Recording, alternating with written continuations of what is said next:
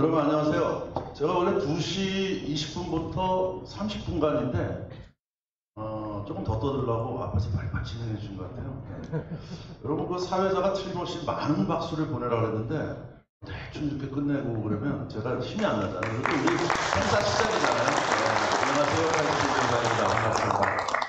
오늘 아까 김일현 우리 PMO 회장께서 저한테 배우셨다는데 그거보다는 둘이 같이 예전에는 키스트가 우리나라 IT 개발을 예전에는 전산 개발이라는데 거의 다 했습니다. 뭐 실명제부터 주민등록증부터 다 키스트에서 했거든요. 그때는 조직들이 없어가지고 그때 저랑 같은 팀의 멤버였고요. 그래서 그때 이제 우리가 86 아시안 게임, 88 올림픽 게임 세계 최초로 IBM이 아닌 한국에서 같이 개발을 했습니다. 그때 같은 팀 동료라고 보시면 되겠습니다.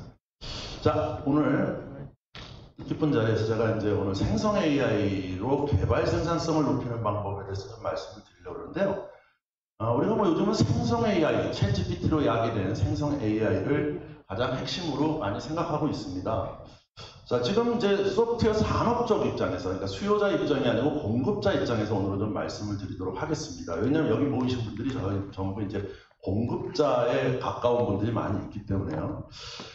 이 관련해서 우리가 소프트웨어 산업이 이제 어떻게 발전하느냐에 대한 여러 가지 기술에 대한 얘기가 있습니다. 그 중에서 저는 오늘 여러분 요즘 많은 얘기 하잖아요. 노코드, 로우코드 이런 얘기를 많이 하는데 거기에 관련된 생성 AI로 개발 생산성을 어떻게 높일 수 있는가를 말씀드리고자 합니다. 왜냐하면 지금 IT 업계에서 디지털 전환에 필요한 인력을 공급하고 또 필요한 충분한 인력이 있어야 디지털 전환에 성공하는데 인력이 없는 거예요. 이건 우리나라뿐만 아니고 전 세계가 공통적인 관심 사항입니다. 그래서 포브스지는 2023년 이후에 디지털 전환의 가장 중요한 핵심 현안은 인력을 어떻게 확보하느냐다 이렇게 얘기를 하고 있고요.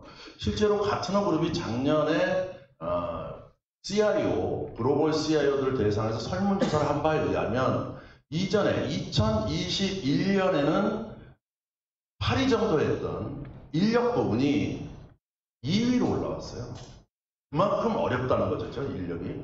그렇기 때문에 우리가 인력의 생산성 양상은 굉장히 중요합니다. 또 하나, 우리나라에서 특별히 중요한 이유가 있어요. 그건 왜 그러냐면, 이제 우리가 인구 절벽이라고 하는 Z세대가 이제 사회에 등장을 하고 있잖아요. Z세대의 우리나라의 인구 비율이 전체 중에 통계청에 따르면 11.9%입니다. 11.9%. Z세대로 가면 2020년에 사회에 진출하기 시작하면서 지금 초등학교 3학년까지를 의미하거든요.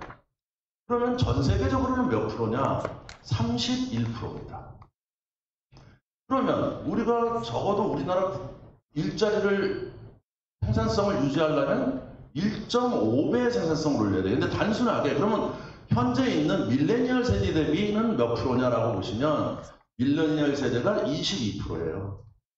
12%로 줄는 거예요. 그만큼 인력은 더 줄을 수밖에 없어요. 그렇기 때문에 우리는 전반적인 모든 일자리에서 생산성을 극대화해야 되는데 그 중에서 소프트웨어는 더하다는 거죠. 그럴 수밖에 없겠죠. 그래서 그 얘기를 오늘 좀 말씀을 드리려고 합니다. 자, 그래서 두 가지를 여러분하고 좀 살펴볼 건데 하나는 생성 AI라는 걸 간단하게 살펴드리고요. 그 다음에 이 생성 AI 중에 이것을 이용해서 어떻게 우리가 당면한 생산성 문제를 해결할 수 있을까라는 과제를 좀 설명드리도록 하겠습니다. 먼저 우리가 생성 AI에 대한 올바른 이해가 좀 필요한데요. 인간은 창조, 크리에이션을 합니다. 창조는 두 개로 나눠져 있어요. 하나는 아이디어를 먼저 내야 되고 두 번째는 그것을 형상화하는 과정입니다. 그럼 아이디어를 내고 형상화하는 게 직업마다 다 다르죠. 다시 말하면 저와 같은 학자들은 아이디어가 나오면 그걸 논문으로 쓰고요. 소설가는 글로 쓰고요. 미술가는 그림을 그리고요.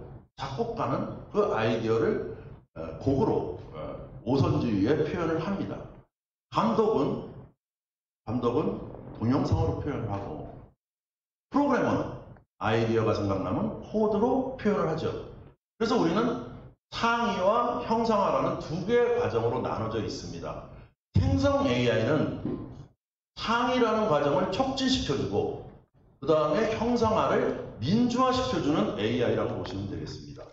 그래서 우리가 거기에 따라서 멀티미디어가 상당히 많죠. 그래서 우리가 사실은 2020년 들어서 이런 생성 AI가 대표적으로 발표가 됐는데 우리가 전문가 영역에서는 잘 모르다가 챗GPT가 2022년 11월 30일 날 발표가 된 다음부터 우리는 이거 뭐야? 그러면서 생성 AI, 우리는 초거대 AI라고 과기 정통부에서 표현하지만 전 세계적으로는 Gen AI, 제너러티브 AI를 축약한 Gen AI가 이제 새로운 트렌드로 보게 되었습니다. 자, 그래서 각 분야별로, 멀티미디어에 해당되는 분야별로 굉장히 많은 생성 AI들이 있고 거기에 우리가 관심이 있는 코딩 분야도 상당 부분 발전되어 왔습니다. 이미 존재하고 있고요. 그래서 먼저 코드를 제외한 다른 부분을 간단하게 살펴보고 코드 부분을 말씀드리겠습니다. 11월 30일 날 나온 챗GPT. 세상을 이것 때문에 우리가 깨어나게 됐고요. 제3세대 AI가 등장을 하면서 우리는 완전히 다른 우리가 AI를 어떻게 활용하느냐 하는 것들이 이제 주요 관심사가 됐습니다. 사실 11월 30일부터 지금까지라 그러면 이제 겨우 9개월 지나는 거거든요. 9개월 지나는 동안 이 챗GPT는 우리가 흔히 무협지 같은 데서 보면 환골탈태라고 하잖아요. 지금 벌써 3번의 환골탈태를 하고 있습니다. 그래서 3월 14일 날 챗GPT4가 원래는 이게 지금 가을에 내놓으려고 했던 것들이 파운데이션 모델이 전반적으로 퍼지면서 기업 수요가 이러한 Gen AI를 이용해서 디지털 전환을 어떻게 가속화하느냐의 관심사로 딱 접어들기 때문에 3월 14일 날 이것을 당겨서 6개월 당겨서 내놓게 됐고요. 같은 3월 달에 이제 플러그인스라는 기업을 위한 소프트웨어를 내놓게 됐죠. API 셋을요. 그러다가 8월 14일 날 스마트폰 앱으로 등장을 합니다. 그 스마트폰과 PC를 왔다 갔다 하는 그러한 새로운 형태의 서비스가 됐고 한글을 너무나 잘 훌륭하게 처리하고 있고 그 다음에 음성도 처리하고 그림도 처리해주는 이미지까지 처리해주는 이런 툴로서 발전을 하더니 8월 29일 날 챗GPT 엔터프라이즈 버전이 나오면서 이제 클라우드 서비스 형태로 대전환을 지금 하고 있습니다. 그래서 챗GPT 3.5는 3.5, 4.0 우리나라는 이제 똑똑하다 그러면 행시, 사법고시, 외무고시 이렇게 세 개를 붙으면 이 사람 천재다 이렇게 부르는데 미국에서는 회계사 시험, 변호사 시험, 의사 시험 이거 완전히 다른 영역이잖아요. 행시, 외무고시는 약간 과목이 겹치는데 이건 아예 겹치지가 않아요. 이 세 개를 붙었다. 그러면 이건 뭐 엄청난 능력자라고 보고 있는 거죠. 근데 그 세 개를 둘 다 붙었잖아요. 공부시켜서 붙은 게 아니고 있는 지식이 너무 많기 때문에. 그래서 붙었습니다. 근데 3.5는 하위 10%로 붙었고 4.0은 상위 10%로 붙었습니다. IQ로 치면 3.5는 147, 4.0은 IQ 측정이 안 돼서 저희는 200 정도로 추정하고 있습니다. IQ 200이면요 60억 분의 1의 확률이에요. 그러니까 지구상에 현존하는 사람 중에 한 사람 있을 확률이고요. 지구 역사상 한 200명 정도 있었을 거라고 생각이 되는 정도의 지능을 갖고 있습니다. 자, 그래서 이런 것들이 이제 촉발이 되면서 우리가 기업들은 또 다른 영역에서 많은 것들을 쓰고 있습니다. 그 중에 하나가 이제 미드저니죠. 미드저니 같은 경우는 디자이너들이 굉장히 많이 쓰죠. 그게 아주 사실적인 걸 해줍니다. 전부 텍스트 베이스로 전부 되어 있죠. 그래서 내 사진을 주고 내가 올해 꽃 속에 있는 꽃을 지정해주고 그 안에 있는 나로 만들어줘. 그럼 바로 만들어주잖아요. 하나 그려주는데 2분 30초밖에 걸리지 않습니다. 자, 그것뿐만 아니죠. 더 나아가서 최근에 우리가 어도비는 이제 디자이너들이 포토샵이라는 걸 많이 하잖아요. 전문 포토샵을 받아갖고 자격증도 따고 뭐 그걸로 디자인들을 많이 하시는데 3월 22일 날 생성 AI 기반의 어도비를 파이어플라이를 베타 버전을 출시했습니다. 그 내용은 어떤 내용일까요? 바로 보시면 이제 인간이 하나하나 포샵 처리하는 게 아니고 우리가 텍스트로 지정을 해주면 인간이 해주는 겁니다. 바로 생성 AI들이 이러한 역할들을 해주는 거죠.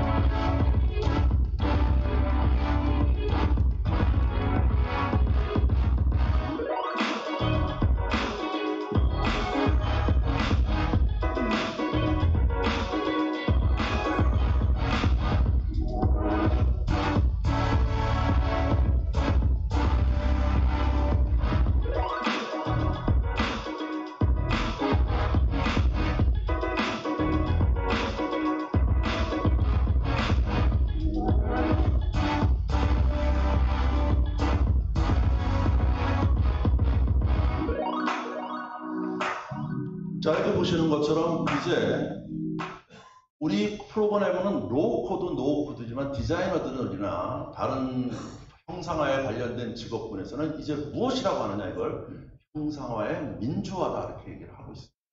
그렇기 때문에 이제 모든 직업이 바뀔 수밖에 없고요. 생성 AI는 가트너가 작년에 이미 예상했듯이 이제 앞으로 2025년까지 인간들이 만들어냈던 데이터의 10%는 생성 AI가 만들어낼 것이다 하고 있고, 이것을 어떻게 인간이 만들어낸 데이터와 AI가 만들어낸 데이터를 서로 엮어서 잘 쓸 거냐 하는 것들이 이제 그런 것들을 우리가 데이터 패브릭이라는 용어로 우리가 규정을 해서 또 그쪽 영역이 지금 발전을 하고 있는 것이죠.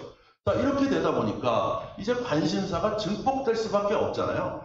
그래서 기업들이 3월부터 대거 이제 챗GPT를 비롯한 생성 AI를 가지고 디지털 전환을 가속화하겠다는 움직임이 벌어지고 있고, 미국에서 8월 달에 조사한 결과에 의하면 이미 8개월 동안 미국 기업의 33%가 젠 AI를 하나 이상을 도입해서 쓰고 있다는 거고요.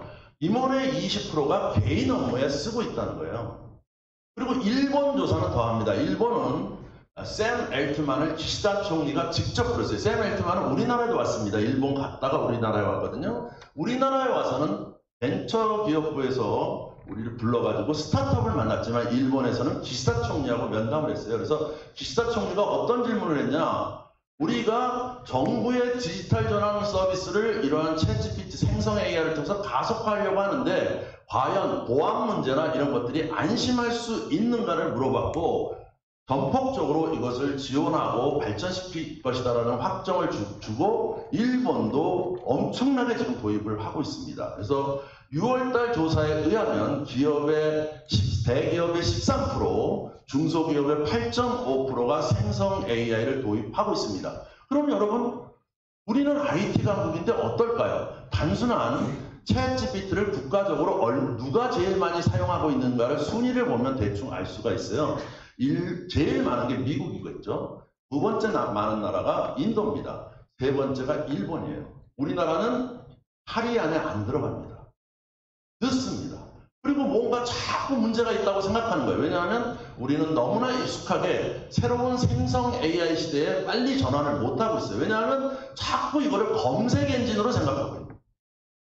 얘네는 25,000자의 데이터를 넣어가지고 내가 답을 들을 수 있는 아이들입니다. 근데 키워드 집어넣고 네이버랑 비교해서 틀리다. 이런 레벨로 만들어진 것이 아닙니다. 그렇기 때문에 우리가 이거에 대한 기본적인 생각을 바꿔야 되는데, 맥킨지가 바로 요즘은 거의 대부분의 글로벌 조사기관들이 전부 생성 AI에 대한 이제 얘기를 하고 있는데, 생성 AI를 통해서 디지털 전환을 했을 때 제일 먼저 해야 될 것이 어디냐? 그러면 2순위가 어디냐? 이런 것들이 이제 발표가 돼서 제가 잠깐 소개를 드리면요. 생성 AI가 가장 빨리 도입돼서 혁신을 일으켜야 될 게 바로 일본이 소프트웨어에 관련된 하이테크예요. 바로 소프트웨어 산업입니다. IT 산업들은 제일 먼저 이걸 받아들여야 된다. 그 다음에 IT를 많이 쓰는 은행, 또 제약, 의료, 교육, 통신 이런 쪽은 급격하게 이걸 가지고 디지털 대전환을 일으켜야 된다고 얘기를 하고 있고, 2순위 이제 산업들이 있는 거죠. 제가 말씀드리는 거는 바로 1순위에 여러분이 지금 종사하고 있는 부분이 바로 혁신의 가장 1순위로 꼽고 있습니다. 자, 그러면 챗GPT나 이런 다양한 생성 AI를 이용해서 변화를 했을 때 어느 부분에 제일 많이 기업들이 쓸 수가 있는가라는 영역을 우리가 살펴보면 5개 분야를 꼽아요. 그 5개 분야가 전체 생성 AI가 통해서 이뤄낼 수 있는 가치의 75%를 차지하기 때문입니다. 그래서 그 5개 영역이 바로 고객 운영, 마케팅, 영업, 이게 이제 3개가 차지하는 거죠. 고객 부분이. 그 다음에 연구개발, 그리고 마지막으로 소프트웨어 엔지니어링 부분입니다. 여러분 여기 표에 보시면 Y축은 얼마나 그것이 가치를 줄 것이냐 하는 거고요. 그 다음에 X축은 그것이 얼마나 많은 일들을 변화시킬 수 있느냐라는 건데요. 그 상단의 오른쪽 꼭대기, 동국면의 꼭대기가 제일 효과가 높은 부분 아니겠어요? 그렇죠? 돈도 되고 많은 부분도 바꿀 수 있고 그 꼭대기에 보시면 소프트웨어 엔지니어링 두 꼭지가 들어가 있는 걸 여러분이 알 수가 있습니다. 그래서 소프트웨어 엔지니어링 이러한 개발 인력의 부족과 여러 가지 새로운 툴들의 대폭적인 변화에 어떻게 빠르게 소프트웨어 산업이 적응할 수 있을까라는 것이 핵심 숙제라고 볼 수가 있습니다. 바로 그렇기 때문에 우리는 생성 AI를 이용해서 어떻게 소프트웨어의 개발에 어떤 방식으로 쓸 수가 있을까 하는 프로세스를 이제 연구해야 되고 그 다음에 이것에 대해서 앞으로 PMO, 프로젝트 매니지먼트 오피서도 이걸 가지고 어떻게 해야 될 거냐는 새로운 방향을 모색을 하고 우리가 아까 뭐 김현 회장님도 말씀하셨지만 사실 소프트웨어 엔지니어링이 1983년 때부터 나온 유행하기 시작한 거거든요. 근데 이제 거의 이제 됐잖아요. 오래됐지 않습니까? 30년 됐나요? 40년 됐나요? 하여튼 그래서 우리가 이제 새로운 형태의 개발로 방법론이 바뀌게 될 거라고 예상을 하고 있습니다. 사실 우리가 제로 코드, 로우 코드에 대해서 요즘 많은 얘기가 나온 게 2020년부터입니다. 그런데 실질적으로 이걸 구현하려다 보면 이게 상당히 개발되는 도구에 의해서 이게 달성돼야 되는 어떤 편의성을 각각마다 다르게 가져가야 되는 그런 문제가 있고 과거에 80년대 중반에 엔드 유저 컴퓨팅이 실제로 구현될 때까지는 10년이 걸렸듯이 2020년에 이 얘기는 나왔지만 2030년쯤 돼야 이게 달성 가능할 거라고 사람들은 얘기를 하고 있었죠. 그런데 이제 2022년 말부터 특히 금년 들어서 이런 제너러티브 AI가 실제 성과를 보여주면서 야 이거를 가지고 생산성을 극대화할 수 있다는 증거가 굉장히 빠르게 나타나고 있다는 겁니다. 제가 4월 달에 한국경제신문에 요청을 받아서 거기 이슈 포커스라는 거를 기고문을 제가 낸 적이 있는데 거기서 제가 한 얘기가 이겁니다. 우리가 AI를 하겠다. 디지털 전환을 하겠다는 이게 속도가 너무 느린 거예요. 세 가지 이유가 있습니다. 하나는 그것을 추진하는 임원들이 전부 정보화 전환했던 경험을 가지고 AI를 개발하는데 관점을 가지고 있어서 우리 실무부서가 다 해줄 거야 하는 관점으로 전 IT 개발자들한테 의존도가 너무 심한 거. 그게 첫 번째 실패 이유고 두 번째는 인력 문제입니다. 세 번째는 AI 프로젝트가 오래 걸린다는 거예요. 최소한 그것이 실질적으로 성과가 구현될 때까지, 다시 말하면 AI를 훈련시키고 얘네들을 계속 진화시킬 때까지 2년에서 3년 정도 걸리기 때문에 과거 IT 개발처럼 딱 갖다 쓰면 바로 성과가 나오지 않는다는 거예요. 그러니까 우리나라의 많은 기업들, 특히 중소기업들은 더 어려움을 가질 수밖에 없죠. 그런데 이제 제너러티브 AI, 챗 GPT와 같은 걸 결합하게 되면 얘네들은 이미 완성되어 있는 언어 모형이기 때문에 거기에다가 바로 붙여 쓰게 되면 보통 한 달에서 석 달 이내에 모두 성과를 구현하고 있습니다. 그렇기 때문에 이것이 하나의 중요한 툴로서 인지가 되고 있는 거죠. 다시 말하면 우리가 로우 코드, 제로 코드를 하지만 이것이 실제로 구현될 때까지 어려웠던 것들을 이제 생성 AI로 우리가 이것을 해낼 수 있다는 겁니다. 하나의 예를 들어보면요. 여러분 알파고 아시잖아요. 알파고 2016년에 와서 이세돌을 이기고 2017년 말에 은퇴를 했습니다. 자, 프로비전을 은퇴를 하고 바로 알파고의 동생들이 계속 만들어져요. 여러분 뭐 자세히 안 보셔서 잘 모르셨겠지만 알파 폴드, 알파 프레밍고, 알파 뭐 데이터 센터용 알파, 그 다음에 여기 나오는 것도 알파 코드, 이런 애들이 계속 있습니다. 뭐 알파 폴드 같은 경우는 단백질의 접힘 현상, 인간이 못 풀었던, 과학적으로 50년 동안 못 풀었던 걸 풀어내가지고 노벨상을 줘야 된다는 소리까지 나올 정도의 아주 훌륭한 생성 AI입니다. 그런데 여기 보시는 이제 알파 코드, 우리와 관련된 걸 보면요. 알파 코드는 바로 똑같습니다. 대규모 언어 모형으로 배운 거죠. 단지 차이가 있다면 막 굉장히 많은 코드, 분야의 랭귀지별로 모든 코드들을 대부분 다 공부했다는 거죠. 그래서 그걸 가지고 요청사항이 있으면 그거를 표현해 줄 수 있는 이러한 형태로 발전이 되어 있는 모델, 그것을 이제 알파 코드라고 우리가 보겠고요. 얘네들은 여러 가지, 한 6가지 정도의 언어를 가지고 개발을 해줄 수 있습니다. 왼쪽에 보시는 게 알파코드 사이트에 들어가 보시면요. 알파코드 사이트에 들어가면 왼쪽처럼 내가 어떤 프로그램, 새로운 시스템을 개발하려고 그런다 하는 개발 명세서를 집어넣어주면 얘가 바로 코드로 바꿔줍니다. 바꾸는 시간도 1분 안에 거의 대부분 바꿔주고 있습니다. 어느 정도 수준이냐? 개발자 대회에 나가서, 개발자 대회, 세계 개발자 대회라는 건 뭐 우리 스포츠로 치면 선수권 대회 아니겠습니까? 거기 나가서 전체 중에 50% 정도 내에 다 든다는 거죠.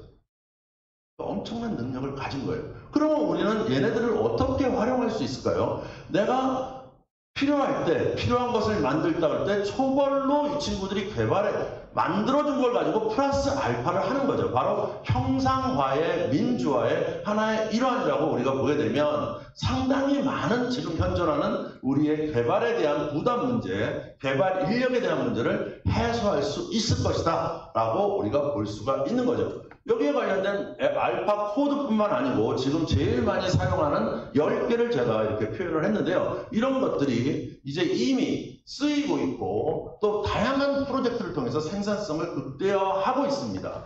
자, 그래서 이런 것을 가지고 이제 개발을 했을 때 어떤 성과가 있었다는 것을 바로 맥킨지가 6월 7일 날 실증 사례 분석을 통해서 보고서를 낸 바 있습니다. 그 내용을 여러분께 좀 설명을 드리도록 하겠습니다.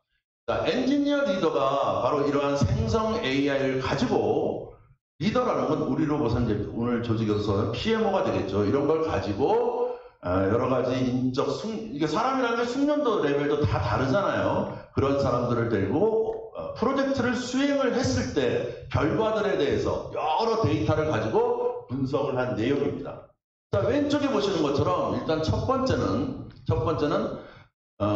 코딩을 한 다음에 그거에 관련된 다큐멘트를 또 해야 되잖아요. 그 다큐멘트를 정해진 룰대로 빠르게 만들어주기 때문에 다큐멘트의 생산성은 50% 정도의 생산성을 갖는다는 겁니다. 이 다큐멘트의 생산성은 비록 여기에만 있는 게 아니고 실제로 MIT에서 MIT 학생 그룹을 2개로 나눠서 성과 측정을 한 게 있어요. 그게 뭐냐면 한쪽은 챗GPT를 가지고 교수가 낸 숙제를 하는 그룹, 한쪽은 챗GPT 없이 본인들이 하는 그룹. 이 2개로 나눠서 분석된 데이터를 가지고 논문을 최근에 발표했는데 그 논문에 의하면 챗GPT를 사용하지 않은 그룹이 1시간 걸려서 작업하던 일들을 챗GPT를 가지고 작업을 하게 되면 34분 만에 작업을 했다는 거죠. 그리고 품질 수준은 어떠냐? 챗GPT를 안 가지고 한 친구들이 낸 거는 B, 챗GPT를 가지고 낸 친구들은 34분 만에 냈는데 A, 이렇게 평가를 받는 거예요. 그만큼 생산성과 품질 면에서 차이를 나타내는 거죠. 그렇기 때문에 코드에 대한 도큐멘테이션 같은 경우는, 문서화 같은 경우는 굉장한 큰 효과를 발휘할 수 있다는 게 이미 입증돼 있고 많이 쓰고들 있는 내용이죠.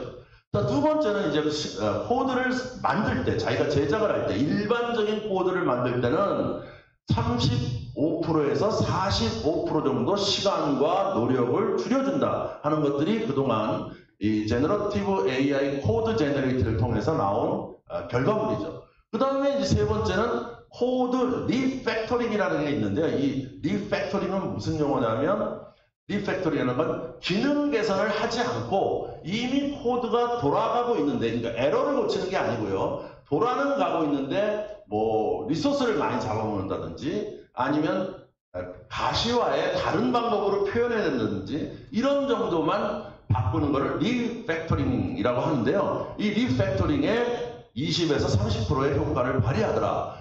이 생산성이 적은 부분은 굉장히 복잡한 개발 타스크의 경우는 결국 사람이 활용할 수밖에 없어서 한 10% 미만의 생산성을 올리고 있더라 라고 결론입니다. 그래서 결국 뭐냐면 최소한 3분의 1 이상의 복잡한 코드 빼놓고는 3분의 1 이상의 생산성을 만들어줄 수 있기 때문에 이 시간을 절약해서 유저와 커뮤니케이션하는 시간, 보다 창의적인 시간으로 우리가 바꿔서 쓸 수가 있다라는 결론을 내렸고요. 그래서 우리가 조금 더 이것을 살펴보면 네 가지 측면에서 우리가 볼 수가 있는데, 일단 첫째는 개발자들이 경험이 많은 개발자도 있고 경험이 없는 개발자도 있잖아요. 그 다음에 또 언어가 더 다양해서 그 언어에 대해서 익숙한 사람이 있고 익숙하지 않은 사람도 있습니다.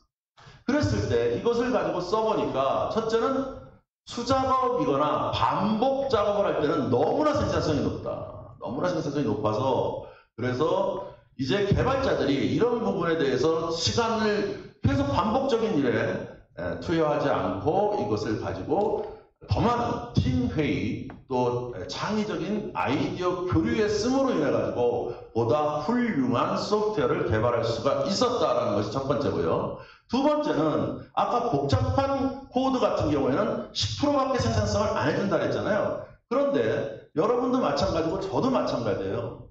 사람은 기계처럼 머리가 아이디어가 팍팍 나오는 게 아닙니다. 아마 여기 계신 여기 우리 과장님도 예를 들어서 장관님이 불러가지고 디지털 정부 10주년 앞으로 내년에 획기적으로 지금까지 없던 디지털 정부 국민 서비스 10개만 내일 아침까지 계획하면 돼. 그러면 어떠시겠어요? 머릿속에 허해지죠. 모두가 허해집니다. 왜냐하면 갑자기 창조적으로 우리가 바뀌지가 않아요. 뭔가 아이디어가 확 나오지 않습니다. 그런데 여러분의 경험을 보시면 누군가 옆에서 촉발시켜주면 나는 거기서부터 이게 머리가 더 돌아가기 시작하거든요. 그걸 인간만이 가진 현상, 그것을 우리가 뭐라 하냐면 여러분들 다 아시죠? 브레인스토밍이라고 우리가 얘기를 합니다. 브레인스토밍은 인간만이 가진 거예요. 인간이 그 브레인스토밍이 되려고 그러면 누군가 그거를 촉발시켜주기만 하면 돼요. 그 촉진제의 역할을 훌륭하게 해주더라라는 거예요. 복잡한 코드를 완성도 있게 제시는 못 해주는데 그 복잡한 문제를 코딩으로 풀어낼 때 누군가가 여기서 쳐주는 그 역할로는 더 이상 바랄 수 없을 정도로 창의성을 촉발시켜 주기 때문에 그것이 개발자에게 큰 도움이 되도록 하는 것입니다. 그래서 복잡한 버전이 정확하지 않더라도 그 자체가 개발자에게는 엄청난 영향을 주고 있다는 거고요. 세 번째는 기존 코드를 업데이트를 할 때 가속할 수 있다는 거죠. 그리고 네 번째는 새로운 경험이 적은 개발자나 익숙하지 않은 코드의 능력, 그 사람들의 능력을 향상시켜주고 하다 보니까 지금 능력이 향상될 뿐 아니고 그것을 가지고 더 빠르게 작업을 완료하는데 몇 프로 정도 하느냐. 개발 능력이 낮고 코드의 경험이 적은 사람이 자기의 능력보다 25에서 30% 정도 더 높일 수가 있었다는 거예요. 그만큼 많은 도움이 되기 때문에 제너러티브 AI로 제일 먼저 적용을 해서 변화돼야 될 산업 첫 번째로 바로 IT 산업을 뽑는 이유가 되겠습니다. 자, 그래서 그 사례를 몇 가지 살펴보면요. 첫 번째는 여기 보시다시피 BMW는 여러분 제가 디지털 전환을 2013년부터 가르쳤는데요. 2013년부터 디지털 전환을 쭉 해서 지금까지 기업 중에서 디지털 전환을 제일 AI를 많이 쓰고 잘 쓰고 있는 기업이 BMW입니다. BMW는 2017년부터 프로젝트 AI라는 것을 실시를 했고요. 여기에 특징은 뭐냐면 인력이 부족하기 때문에 현업 부서의 이니셔티브를 가지고 부서별로 무조건 AI 프로젝트를 하나를 추진해야 돼요.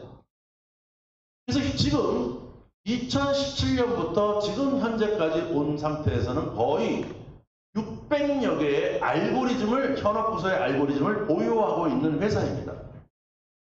근데 여기에서 이 프로젝트 AI에서 가장 많이 쓰는 부분이 뭐냐면 바로 노코드 AI 알고리즘입니다. 이런 제너러티브 AI의 생성 능력을 가지고 현업부서에서 도와주게 되면 현업부서는 자기 생각을 빨리 구현해 볼 수 있잖아요.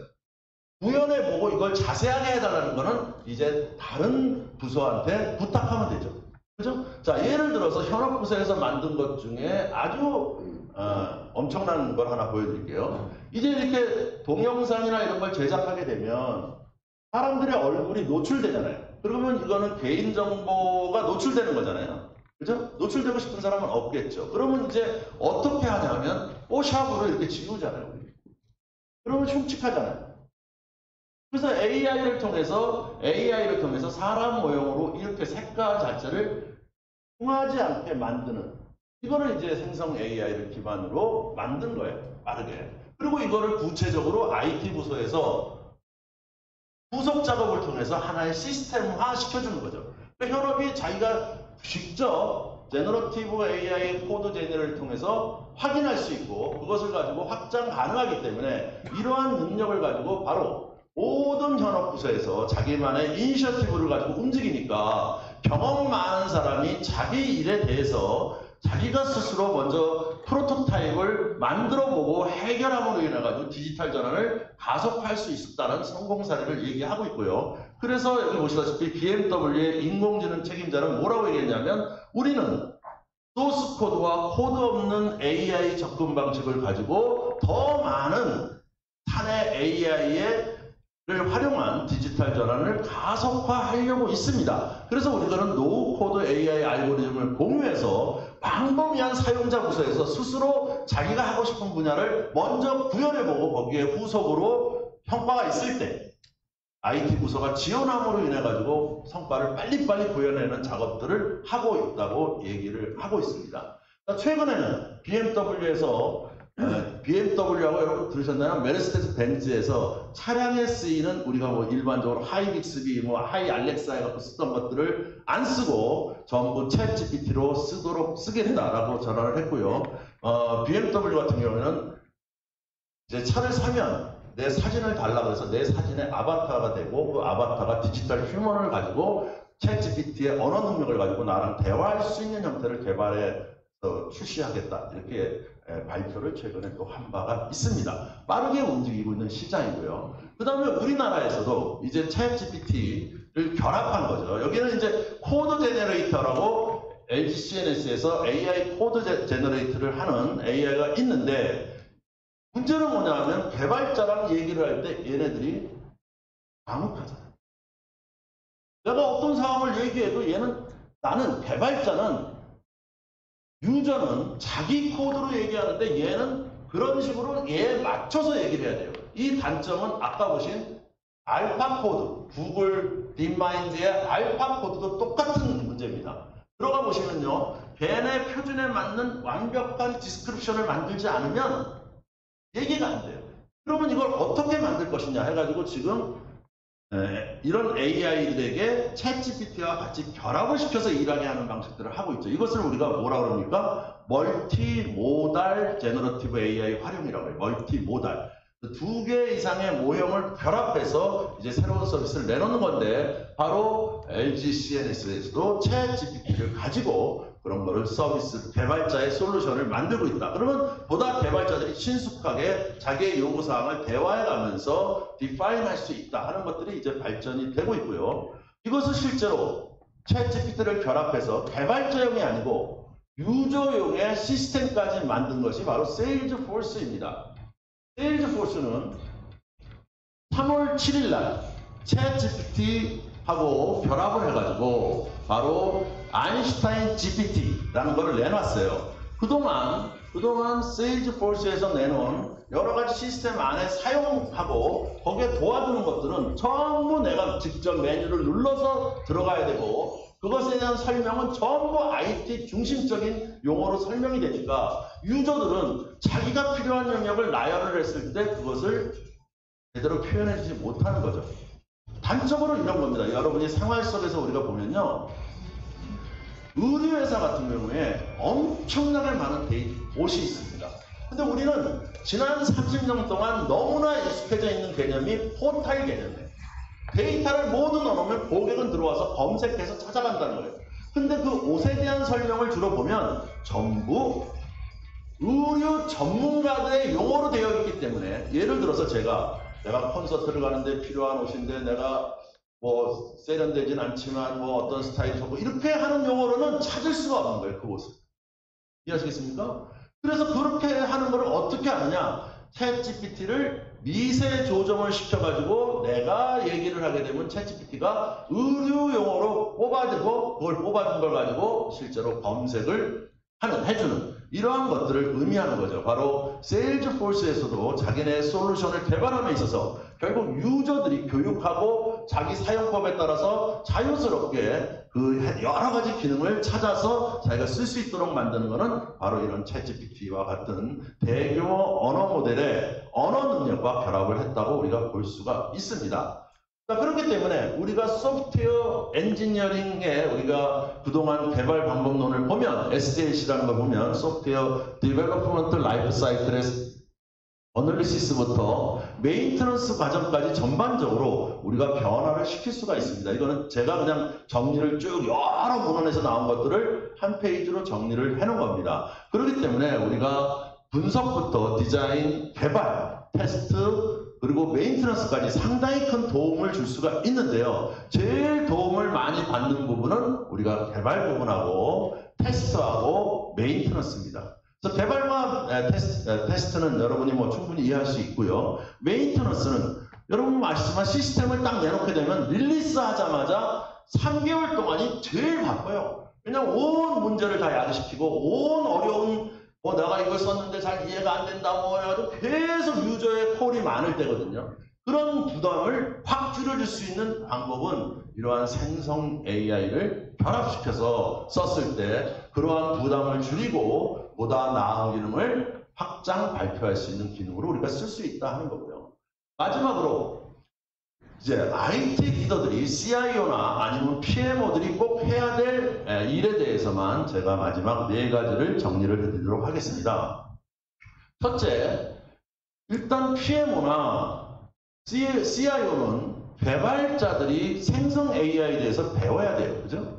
여러분 생성 AI를 할 때 가장 중요한 능력이 뭡니까? 프롬프트 능력이잖아요. 어떻게 물어보느냐에 따라 다릅니다.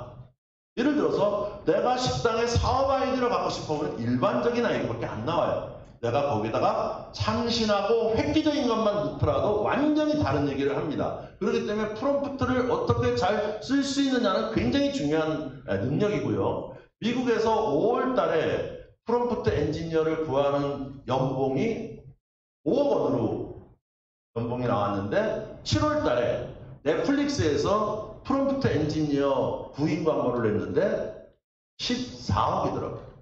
연봉이. 그만큼 지금 여기에 관련된 능력자가 이런 부분을 코치하고 제공해 줄 수 있는 프롬프트의 능력을 갖추도록 빨리 해야 되고요. 두 번째는 이제 중요한 게 뭐냐면 보급 사례, 우리가 이 프로젝트에 사례들이 나오잖아요. 이걸 잘 쓴 사례들을 빠르게 공유하고 같이 학습하고 표준 모델을 만드는 이러한 데이터베이스와 서로 얻어진 지식을, 경험을 나누는 이러한 비공식적인 COP를 계속적으로 잘 운영해야 될 걸로 판단이 되고 있습니다. 자, 세 번째는 여기에 관련된 다양한 직원을 좀 더 높은 가치의 작업으로 바꿔줄 수 있도록 우리가 변화가 돼야 되겠고요. 마지막으로는 이제 여러분 다 아시지만 제일 위험한 게 뭐냐면 여러 가지 보안 문제나 관련된 것들이잖아요. 근데 최근에 이런 관련된 코드 제너레이터에 관련된 또 플랫폼들이, 보안 플랫폼들이 굉장히 많이 나오고 있습니다. 그 중에 하나가 엔비디아에서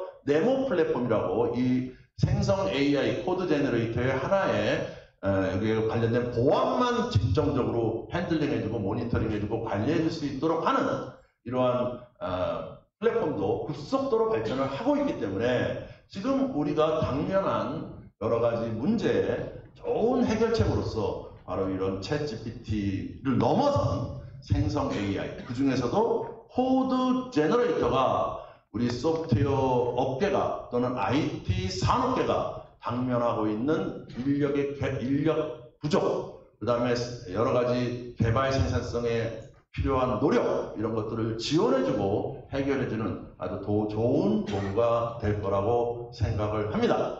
이상 제 첫 번째 기조 연설을 마치도록 하겠습니다. 여러분 감사합니다.